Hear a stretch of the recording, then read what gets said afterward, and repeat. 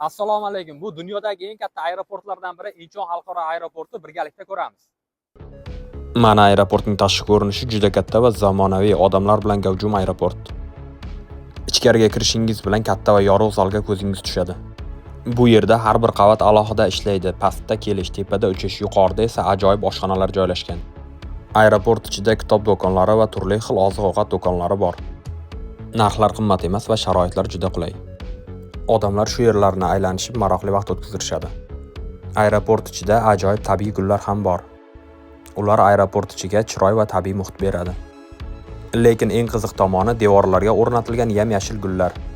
Ular butun devorni qoplab turadi va bu joyga o'zgacha ko'rinish beradi.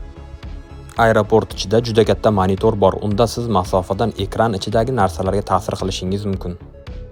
Aeroportning turli burchaklarida yuklarning og'irligini o'lchash uchun tarozilar qo'yilgan.